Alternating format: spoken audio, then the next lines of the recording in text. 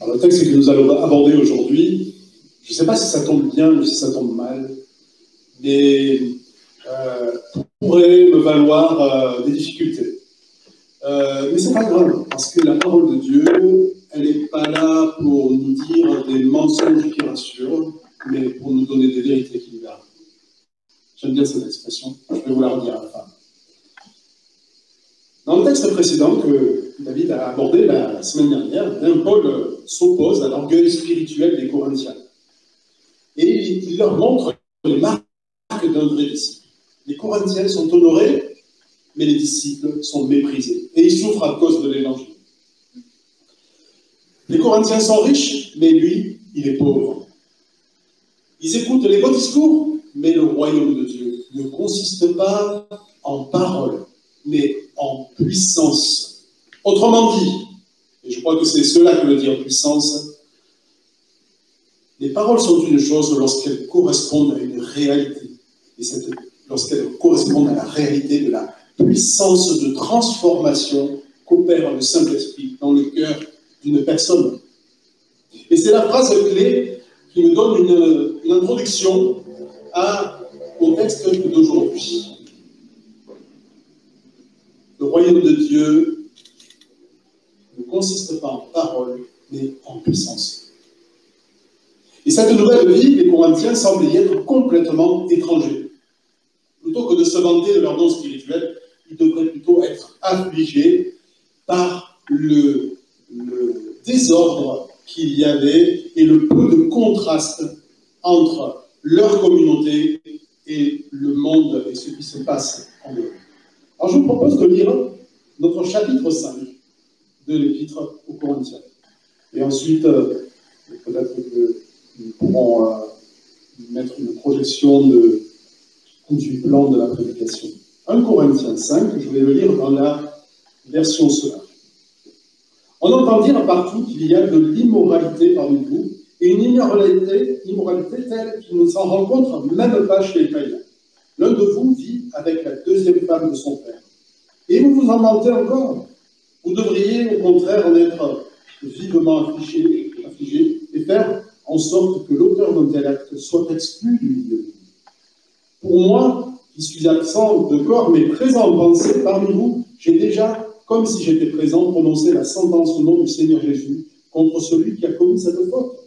Lorsque vous serez réunis et que je serai présent parmi vous en pensée, appliquez cette sentence dans la puissance de notre Seigneur Jésus, qu'un tel homme soit livré à Satan en vue de la destruction du mal qui est en lui, afin qu'il soit sauvé au jour du Seigneur.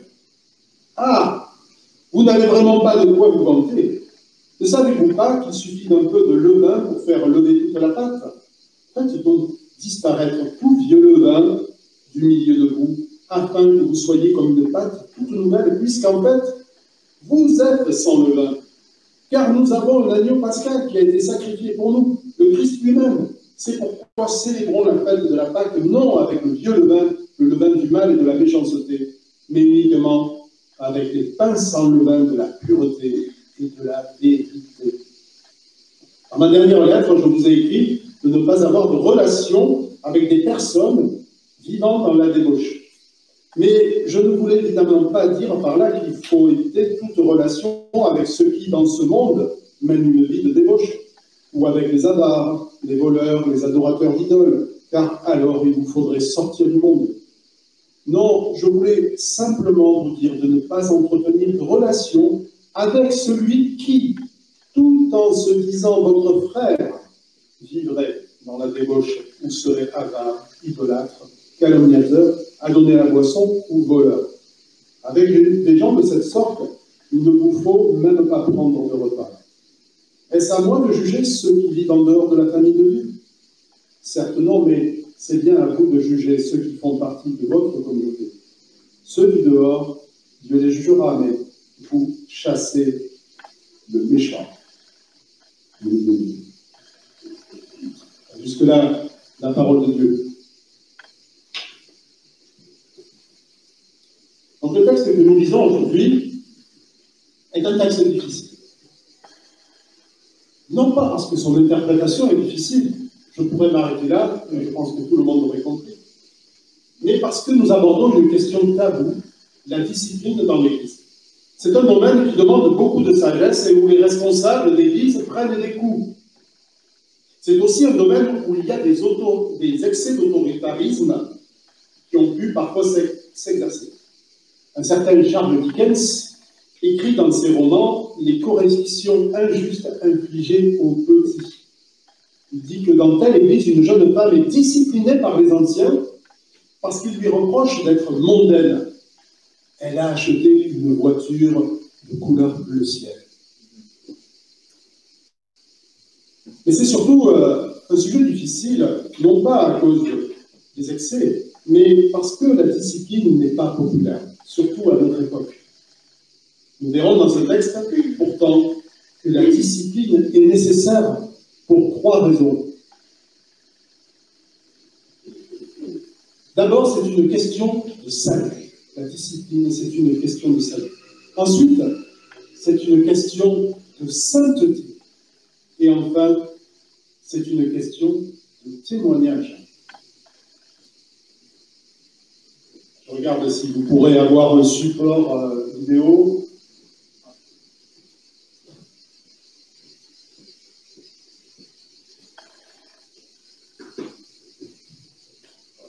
Ça devrait le marcher.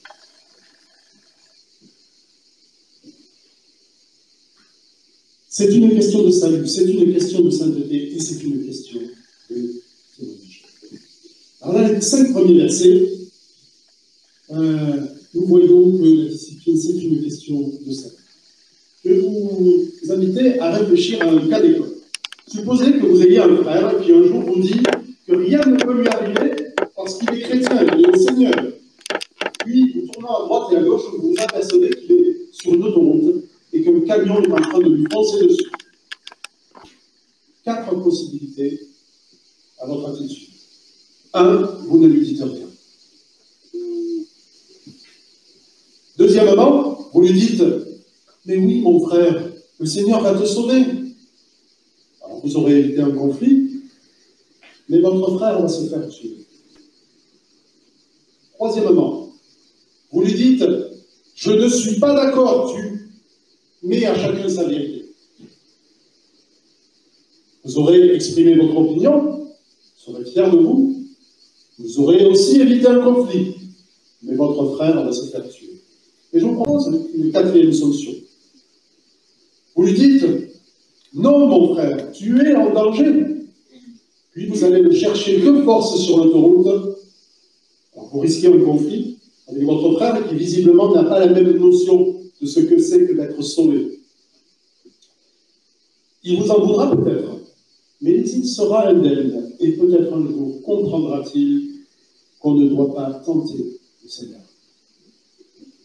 Alors laquelle de ces 4 situations a-t-elle manifesté le plus d'amour? Je vous laisse répondre dans votre cœur. Cette illustration nous aidera à comprendre la première raison pour laquelle la discipline est nécessaire. C'est une question de salut. Et c'est ce que dit notre texte. Les Corinthiens étaient fiers, comme je l'ai dit, mais Paul les ramène à une juste évaluation de leur communauté. Les fruits de leur Église sont infects et le royaume de Dieu n'est pas manifeste au milieu d'eux. La vérité, c'est qu'ils sont spirituellement pauvres. La preuve, c'est qu'ils se refusaient à toute discipline et le résultat immédiat, c'est qu'ils toléraient l'immoralité au sein de leur communauté. Alors le cas pastoral spectaculaire que nous avons là n'est pas le seul. Dans le chapitre 6, nous verrons que des hommes fréquentaient les prostituées et personne n'y trouverait rien à dire. Mais revenons à ce cas. À l'heure du mariage et de toutes les formes de conjugalité, il est tentant de penser que cette discipline n'est plus pertinente dans notre culture, à notre époque éclairée. Après tout, n'a-t-on pas un président qui s'est marié avec une femme qui croit être sa maman? Mais est-ce bien ce qui est reproché ici? Je crois que non. Ici, il semble que nous ayons plutôt affaire à un cas d'inceste. Qu'est-ce que l'inceste? Je regardais sur Wikipédia, que tout le monde le connaît. L'inceste, c'est une relation sexuelle frappée d'un interdit entre apparentés. La prohibition de l'inceste existe dans toutes les sociétés connues.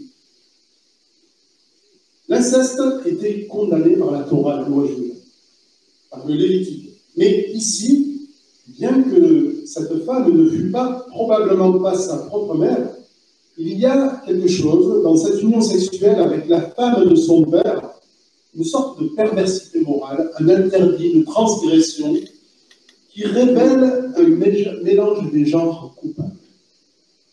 Même les païens de l'époque trouvaient cela inconvénient. Dans un exemple semblable, un certain Cicéron, que vous ne connaissez pas, mais qui est un écrivain, philosophe très connu, magistrat, contemporain de cette époque, il condamnait ainsi en disant « Mais quel crime incroyable de la part d'une femme, mais quel fait exceptionnellement inouï dans toute l'expérience humaine que de vivre ainsi. » Ces unions étaient moralement et parfois même pénalement condamnées, même dans la société romaine. Alors on pourrait dire aussi que pourtant c'était une pratique largement répandue. Pensez par exemple au mariage consanguin qu'il y avait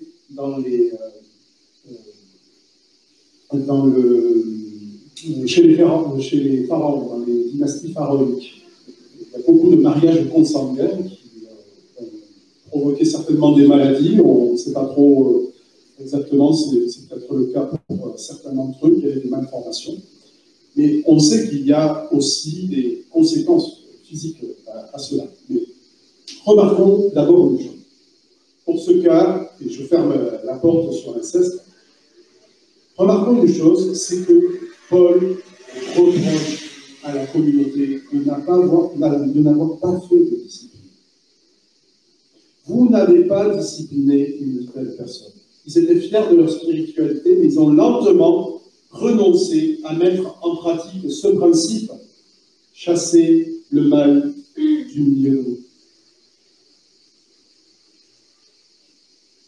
À notre époque si éclairée, où il est interdit d'interdire, on pourrait se demander si Paul n'applique pas là un principe, une discipline un petit peu, comment dire, un rigorisme sans amour. En réalité, la discipline d'Église n'est pas une invention optionnelle de l'apôtre Paul. Mais j'y reviens un peu plus tard. Et puis, à notre époque, l'individualisme dominant considère qu'en matière de foi, chacun est responsable et personne ne devrait intervenir dans les choix de chacun, encore moins pour condamner. Alors, sous la pression, eh bien, la discipline d'Église est souvent passée aux oubliettes. Mais en fait, l'absence de discipline est un mensonge. Un mensonge pour lequel je dois parfois moi-même confesser ma lenteur. C'est un mensonge qui laisse supposer que les lois de Christ peuvent être transgressées sans dommage. Oui, Dieu est patient et il suspend parfois les conséquences de l'iniquité. Et ce serait un mensonge que de croire qu'elles peuvent être niées bien longtemps. Le diable mentait à ce sujet. Mais non, vous ne mourrez pas. L'homme et la femme ont cédé à ce mensonge.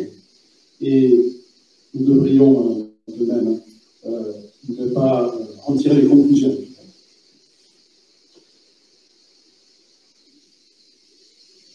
Est-ce que Paul n'applique pas un rigorisme sans amour? En réalité, Paul ne fait que rappeler le principe que Jésus lui-même a établi. À peu de choses près. Je rappelle le chapitre 18 de Matthieu, verset 15. « Si ton frère s'est rendu coupable, va le trouver en tête à tête et convainc-le de sa faute. S'il t'écoute, tu auras gagné ton frère. S'il ne t'écoute pas, prends avec toi une ou deux personnes pour que toute l'affaire se règle sur les déclarations de 2 ou 3 témoins. S'il refuse de les écouter, dis-le à l'Église. S'il refuse aussi d'écouter l'Église, considère-le comme un ami. »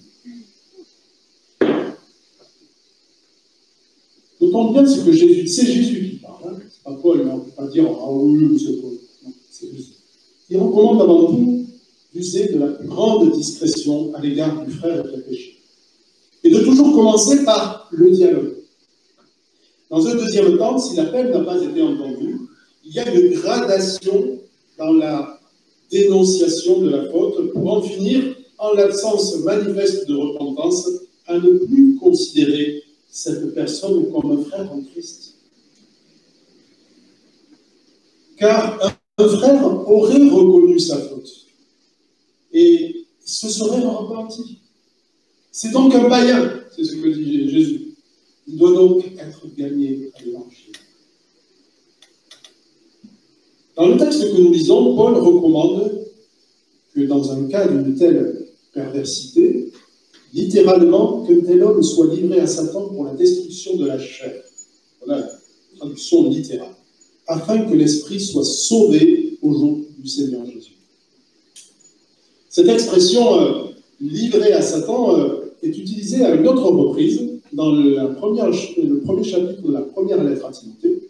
J'ai livré à Satan Hyménée et Alexandre afin qu'ils apprennent à ne plus blasphémer. Cette expression rugueuse, livrée à Satan, ça a des accents de malédiction.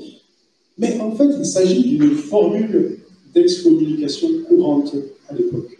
En effet, dans la communauté, chacun était exhorté à la sainteté, encouragé dans la persévérance, enseigné dans son combat pour la foi. Et chacun d'entre nous, même si nous ne sommes pas nombreux aujourd'hui, nous devons rappeler les exigences de Dieu et son amour extraordinaire à notre égard. Exclu de la communion, après plusieurs avertissements quand même, eh bien la personne est invitée à changer et à vivre selon les principes de l'Évangile.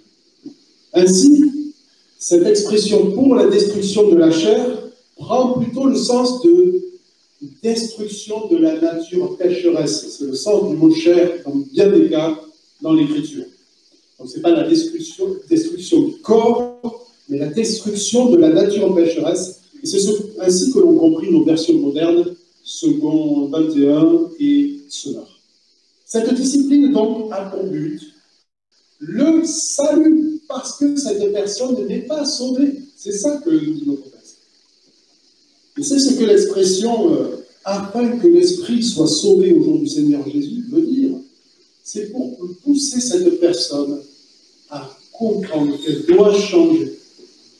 Le premier enseignement de notre texte, donc, c'est que la discipline n'est pas une pratique désuète à l'heure de la vérité évangélique et éclairée du XXIe siècle. C'est une question de salut. Et si nous ne la pratiquons pas, nous laissons le frère dans la panade. Le frère de la sœur. Hein. Si le même n'est pas appelé publiquement même, si la personne ne se repent pas, quoi qu'elle pense et quoi qu'elle proclame, elle prouve par ses actes qu'elle ne suit pas le Seigneur et qu'en l'occurrence, elle est perdue. Donc la discipline a avant tout pour objectif la repentance de la personne exclue, afin qu'elle soit sauvée au jour du Seigneur. Voilà ce que nous dit notre texte.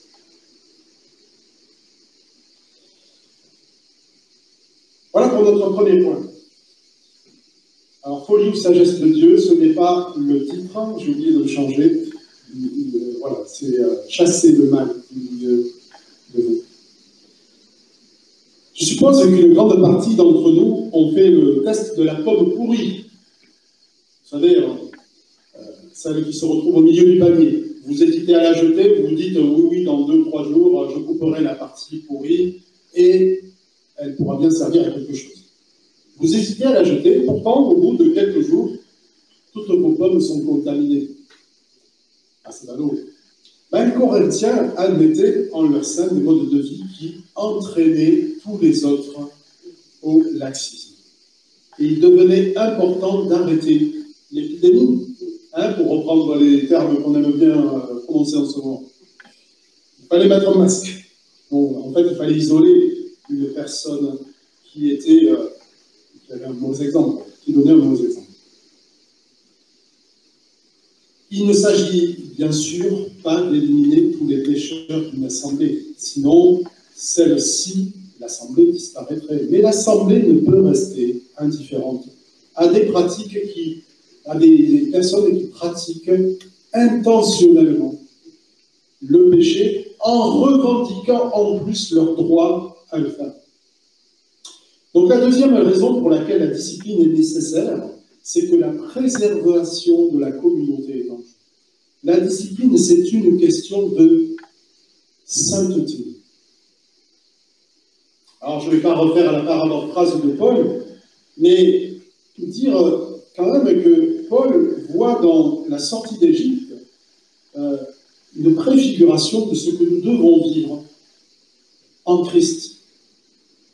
Les pains sans levain de la sortie d'Égypte, qu'ils étaient chargés de manger, qu'ils devaient manger avant de sortir, de partir d'Égypte, c'est une évocation de la nouvelle vie sans péché qui doit suivre la sortie de l'esclavage.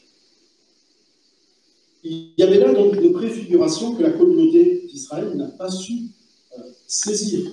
Mais la sortie d'Égypte n'était qu'une ombre des réalités à venir. Car, nous dit Paul, nous avons un agneau pascal. L'agneau qui ôte vraiment le péché du monde. Jésus-Christ, qui a été sacrifié pour nous. L'exhortation de Paul est donc la suivante, puisque la réalité est en Christ, et qu'en Christ c'est possible, alors vous êtes une nouvelle pâte sans le levain du péché. Donc vivez ce que vous êtes, vivez-le, parce que vous avez la possibilité de le vivre grâce à la puissance de l'Évangile et du Saint-Esprit qui agit en vous. Je reste persuadé que dans un grand nombre de cas, ce désir d'avoir une vie sainte grandit en chaque chrétien authentique. Mais parfois, et la parole de Dieu nous y exhorte, il est du ressort de la communauté de rappeler ce que c'est que la nouvelle vie à laquelle nous sommes engagés. Il appartient à la communauté de veiller à ce que le fruit du Saint-Esprit ou l'action du Saint-Esprit soit évidente au sein de la communauté de Dieu de tous. Alors nous ne devons pas, et je ne voudrais pas vous donner une vision légaliste, nous ne devons pas être dupes sur nous-mêmes. Il ne nous est pas naturel de rechercher la sainteté à laquelle le Seigneur nous appelle. De plus, elle peut être un chemin difficile qui nous vaudra des moqueries, des renoncements, des conflits, et au prix parfois d'un niveau de vie plus modeste. Sans compter le fait que nous vivons dans un monde dans lequel le bien est appelé mal et qui relativise tout et nous influence parfois beaucoup plus que nous voulons bien l'admettre. Cette conformité du monde a une influence sur notre vie d'Église et sur notre rapport au Seigneur aussi. Et petit à petit, la désobéissance des uns contamine celle des autres. Elle a une influence sur leur persévérance. Donc la sanction spectaculaire que Paul suggère à la communauté, donc une exclusion, a pour but de préserver la sainteté de la communauté. Et la discipline corrective est aussi une discipline préventive, parce que en corrigeant une personne, on peut aussi contaminer par le bien le reste de la communauté qui se rappellera que suivre le Christ, c'est sa vie. La mise en garde publique de Paul a pour but de remédier à un cas personnel, mais à des répercussions sur la communauté. Si une expérience négative, comme le péché grossier que nous voyons ici, produit de mauvais fruits dans la communauté, une gestion sérieuse et sage de la discipline à laquelle j'aspire emporte aussi d'excellents. Même si l'Église que nous vivons ici-bas doit renoncer à vivre à la perfection, mais pas de ce monde, elle doit néanmoins viser une vie conforme à la volonté du Seigneur par la grâce que Dieu nous donne de la vivre. L'Église est le lieu dans lequel le Seigneur nous transforme dans une vie de plus en plus sainte, Et pour vous qui écoutez ici ou derrière votre écran, c'est ce qu'il est en train de faire. Parce que si nous ne parlons pas de discipline, jamais nous ne pourrons l'appliquer. C'est quelque chose qui, la parole, la prédication est aussi en elle-même une forme de discipline, ou prévient la discipline. C'est pourquoi il est important de s'exposer, pourquoi l'Église est importante. Il est important de s'exposer à la parole de Dieu, et c'est dans l'Église que cela arrive. Rappelons-nous donc de l'Épître aux Éphésiens aussi. C'est le but de Christ que de purifier son Église pour la rendre belle et sans tache. Alors si l'œuvre de Christ sera accomplie de toute manière, d'une manière mystérieuse, Christ confie à ses serviteurs faillibles, pécheurs, et à l'Église la tâche d'être co-ouvrier dans cette tâche de s'encourager à la sainteté. La discipline de l'Église, c'est aussi une question de sainteté. C'est à cela que nous sommes venus. Beaucoup d'entre nous ont entendu déjà cette phrase désobligeante. Si c'est cela les chrétiens, moi je n'en veux pas. Alors bien souvent, cette réponse cache une opposition, une sorte de prétexte pour ne pas croire.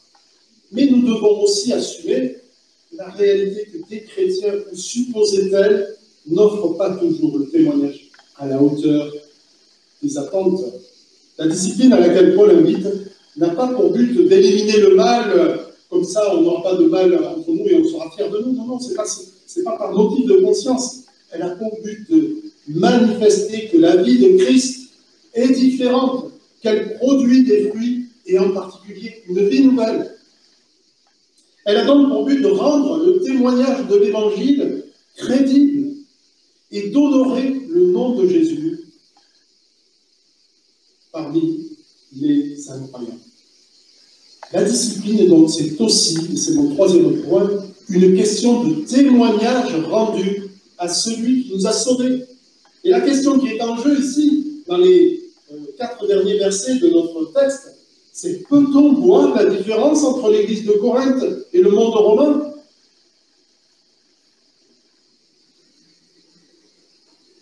Même les païens ne font pas ce que vous faites. Mon Dieu, que le Seigneur nous garde d'être ainsi.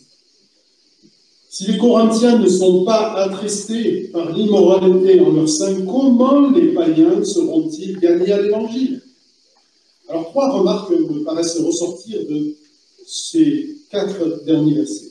La première, c'est que l'Église est toujours en tension. L'Église visible n'est pas encore, nous, visible, c'est encore l'assemblée des saints élus par-dessus la perfection. Mais des membres jusqu'aux responsables, elle est une communauté de pécheurs rachetés par Christ. Ainsi, la discipline d'Église est exercée par des pécheurs sur des pécheurs. Qui est suffisant pour cette chose? Mais cette phrase ne doit pas nous tromper. Dieu donne à des hommes pécheurs par nature le devoir de reprendre ceux qui pratiquent le mal de manière ostentatoire, en revendiquant leur droit à persister dans leur endurcissement. C'est-à-dire des personnes non repentantes. C'est les personnes que désigne notre verset 11, ceux qui, tout en se disant votre frère, votre sœur, vivrait dans l'immoralité sexuelle, serait avare, idolâtre, calomniateur à donner la boisson, ou voleur. Disons-le très clairement, notre texte le suggère fortement. Tous ceux qui fréquentent une assemblée ne vivent pas en tant que chrétiens. La discipline a pour but aussi d'appeler le mal mal et le bien bien. Et des vies non régénérées peuvent persister dans l'Église. Et la discipline a pour but de les appeler à la repentance. Je l'ai dit déjà dans le premier point. Les appeler au changement de vie. La seconde remarque que je veux faire, c'est que le cas spectaculaire de cette relation incestueuse pourrait en fait cacher la forêt que Paul condamne. La discipline n'est pas que pour les incontinents, les adultères et des fornicateurs. Les péchés d'immoralité sexuelle sont souvent l'épouvantail qui détourne l'attention d'autres aussi, tout aussi graves.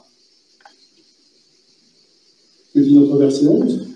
Le voleur, les gens malhonnêtes, accapareurs, littéralement, les violents, l'avarice, on parle de notre verset 11. Et la liste n'est pas exhaustive. On pourrait encore y ajouter d'autres tels que les diviseurs, dont Paul recommande à titre les diviseurs. Le diviseur, avertis-le une fois, deux fois, puis écarte-le de l'Église. Quoi qu'il en soit, cette discipline ne peut se faire que sur la base de faits avérés et visibles. On ne fait pas de la discipline sur des rumeurs et des soupçons. Elle devra aussi suivre un processus qui manifeste le plus d'amour possible, parce que le but, ce n'est pas de virer les gens, mais de les amener à se tourner vers le Seigneur. Avec le plus d'amour possible, afin de permettre à la personne en difficulté de changer de cap. Pour la seconde, c'est qu'il n'y a pas que les péchés d'immoralité, il y en a bien d'autres. La troisième, c'est que l'Église a toujours été, de tout temps, ouverte aux pécheurs. L'Église de Corinthe sera exhortée, on le verra au chapitre 14, à rester dans l'ordre et non dans le désordre, afin que ceux qui la fréquenté soient confondus par l'amour du Seigneur. Et il est sain que des personnes en recherche puissent entrer dans notre communauté et goûter combien le Seigneur est bon. L'évangile est pour tous. On le reverra au chapitre 6 que va aborder Nathan, un joli cadeau. Il y a quelques personnes là qui faisaient partie de cette communauté, mais elles s'étaient repenties. Mais l'évangile est pour tous. Nous voulons clairement assumer cela dans notre vision d'Église. Mais nous devons aussi assumer que c'est parfois inconfortable. C'est pourquoi Paul rappelle au verset 10, « Je ne voulais évidemment pas dire qu'il vous faut éviter toute relation avec ceux qui, dans le monde, vivent dans l'immoralité, car il vous faudrait alors sortir du monde. » Et l'Église ne peut pas être l'assemblée des purs déjà parvenus et dirait tous ceux qui ne marcheraient pas. On ne peut pas demander à quelqu'un qui ne connaît pas le Seigneur de marcher comme un chrétien. Ce n'est pas possible. Parce que si nous le faisons bien imparfaitement, c'est parce que nous avons rencontré Christ. On ne peut pas le faire juste pour répondre à des critères. C'est trop difficile. Il faut que l'Esprit de Dieu nous ait transformés. Donc, reconnaissons aussi et soyons patients à l'égard des personnes du Nord. Nous devons bien nous garder de juger trop rapidement ceux du dehors et leurs pratiques avant même qu'ils aient écouté au Seigneur. C'est ce que suggère ce verset, ainsi que cette phrase, Dieu jugera ceux du dehors. C'est ce que nous disons. Mais l'évangile n'est bonne nouvelle que s'il libère. Le royaume de Dieu ne consiste pas seulement en paroles, mais en puissance. C'est un verset très important dans tout ce que nous voyons depuis déjà quelques semaines. Comment un incroyant verra-t-il la transformation à l'œuvre dans l'Église si des chrétiens matures, supposés l'être en tout cas, ça donne au vol, au mensonge, à la dissimulation, à la calomnie? C'est pourquoi nous ne pourrons pas avoir les mêmes exigences envers une personne en recherche, envers un nouveau chrétien ou envers un membre de longue date. La discipline devra tenir compte de la maturité de l'un et de l'autre, afin de ne pas éteindre le mignon qui fume et qui commence à croire. Relever le frère ou la sœur en difficulté exige de l'humilité, parce que il y a toujours des erreurs dans la discipline. C'est immanquable. Et c'est pourquoi cette humilité nous poussera à mieux vaut se tromper en étant trop indulgent, Je regarde mon frère ancien, en étant trop indulgent et trop peu. Parce que le trop peu règne de la carte définitivement une personne.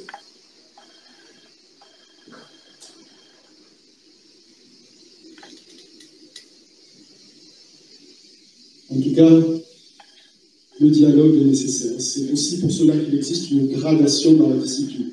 Par exemple, on peut écarter un frère ou une sœur d'un service, lui demander de ne pas prendre le repas du Seigneur. On a parlé de communion du Seigneur, du repas que nous prenons, et nous proclamons la mort de Christ. C'est très important, parce qu'en fait, l'évangile est là. Lorsque nous prenons le repas, nous proclamons que nous sommes morts avec lui. Nous sommes morts au péché, que nous vivons avec lui. Pour tout ce qui ne serait pas en conformité avec ce que nous proclamons pendant le repas est un mensonge à nous-mêmes et un mensonge à la communauté. Voilà pourquoi parfois il est nécessaire de demander à un frère, ne l'apprends pas. Je te conseille de ne pas l'apprendre. D'abord pour toi. Je ne peux pas mentir ici. Alors je suis conscient que je touche à des points sensibles, hein, mais c'est pourtant ainsi que fonctionne l'Église dans l'ordre. L'Église est le lieu où doit s'exercer la vérité et l'authenticité dans les rapports. Nous sommes tous responsables de cela et la discipline de l'Église sert à encourager cela. La discipline, c'est une question de témoignage, c'est le dernier point, rendu à celui qui nous a sauvés. Vous trouverez dans la Bible très peu d'exhortations à évangéliser, très très peu. Vous en trouverez beaucoup plus à porter le témoignage d'une vie sainte et consacrée au milieu des païens. Sans quoi, l'évangile n'a aucune crédibilité. Comment les incroyants seront touchés par l'amour de Christ s'ils ne le voient pas au sein d'une église dans laquelle médisance, calomnie, messe basse, arrangement avec la loi sont le mode de fonctionnement. La discipline est aussi un moyen de grâce au même titre que la lecture de la parole. Moyen de grâce, c'est-à-dire moyen de vivre la grâce de Dieu et de grandir dans cette grâce. La discipline de la lecture de la parole, la discipline de la prière, la communion fraternelle, discipline de la communion fraternelle, hein, parce que quand tout va bien avec un frère, c'est très bien, mais quand ça ne va pas bien, là, ça devient une discipline. Parce que je dois aimer ce frère. C'est aussi un moyen de grâce, au même titre que la discipline. La discipline de l'Église est un moyen pour nous aider à marcher dans la vérité. C'est ce que dit notre verset 8.